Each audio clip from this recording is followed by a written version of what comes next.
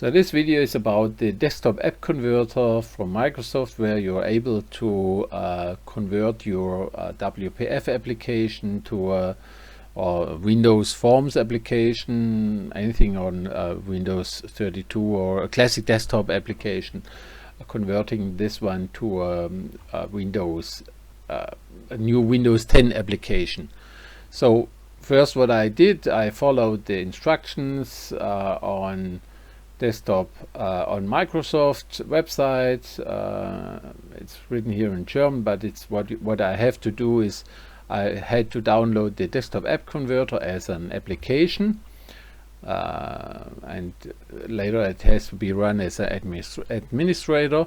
And also next step, you have to also to download the base image of your Windows. First you have to check which Windows you have. There is Windows 1563.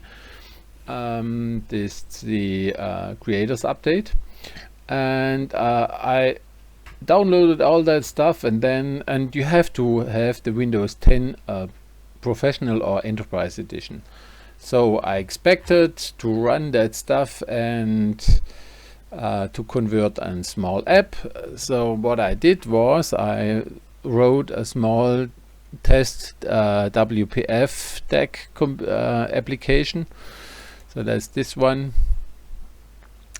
for this test, and I said okay, just I've set it up, writing I've written there hello WPF to the DAC, and then I've run it and created my I've built that solution. And after all, built that solution, and then I published it. So when you're there, then I published it also. Okay, and then here in my bin files, I've got my release and debug file here, my exe files. So when I run this, it's a small test app. Okay, WPF security, that changed something there. Stop debugging is not possible anymore, but that's not important. It ran there and the system came up. Okay, what happened then when I installed it and ran my stuff? I did the following. Let's here see. It's not too easy. It's I installed my the software, so I've downloaded it, and then I run the installation of that stuff. You see it's installation, doing all that stuff, and then set up okay desktop app converter. That's the final stuff. It told me to restart, and I restarted it. Okay, and then I got, let's see, where is it?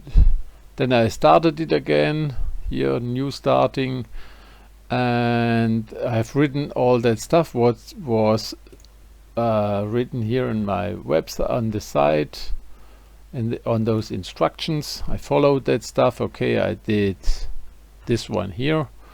Let's write it in English. English, I think. English US may be better, huh? English US. That's the English side. It's a little bit different here, huh? But it doesn't matter. It's quite similar. So I followed those instructions, the German instructions. They were here.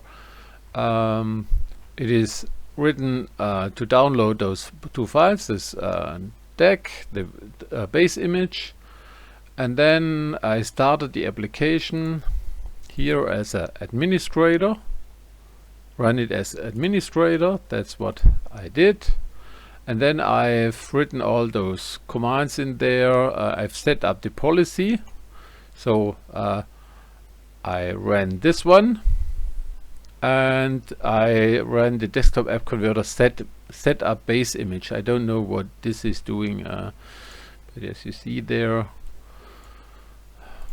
I have written starting it there, and then it ran all that stuff. This im luggage, okay. I don't want to follow it all. I want to show what happened then. So I took finally I had to restart, okay, come back to that point. Then I followed the instructions to write to convert a small app. So I created my small app WPF, and I said, okay, now this one was running. See there, it's running, and now I took my stuff and I wrote there desktop app converter, and I've took that file from my app publish. That's there, and I've written it in here. It is desktop app converter exe. Installer is the base path where the file is, so it's the publish file, and then desktop app converter.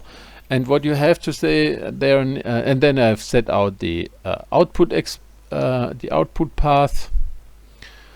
And what you have to do is in here on the second point, I get first the error. Here it is. You have also to say, unfortunately it's only here, I had to say, okay, this is the application, and then the package name is from test test underscore, and when you, that's now here on the point, here test underscore, and there are no test underscore signs are not allowed in the application name. So when I changed that, the application started, and it created, now here on my right block, it created my DAC file. This is the application. I said, okay, the output is DAC, and I saw there it created the former stuff and the new stuff. This is the new stuff without underscore, and inside the in that file I get the appx manifest file and all those images. That's what you see there. Now this is the file. You simply get that stuff. You get the images there. See this one? Where are the? Here are the assets. Those images. If it found nothing, and that's it. And after this, you have the test WPF DAC point appx file. So this is your WPF, your Win32 application, desktop application, as an appx, and nothing else.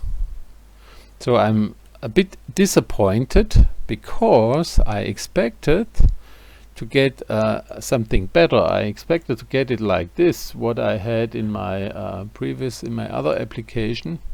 When you do the manual conversion, I may stop that point. Just forget it. What I expected is that I would get something like this manually converted file. This is my manual converted stuff. So I had here a screen capture application, and when you convert it manually, not with the application, then you what you have to do is you have to add the JavaScript project to the solution. Then you have to write a Win32 application, take all your binaries from there, from your binary, from the release block, take all that stuff and drop it in there. Then you have to adjust the appx manifest, and after this you're nearly through. Normally you have to go there after this into the package file. Here, this one in the design mode, and I can't read it start it because it's running there. And then the stuff would be done. So this is default like Universal Windows UWP application developing. So I expected that I would get a clean result from the DAC. So the DAC was also said that it would set some stuff when I want to program some Windows 10 APIs here in Windows 10 stuff, like the storage stuff or the settings from Windows 10 UWP inside a classic application. So when you do that,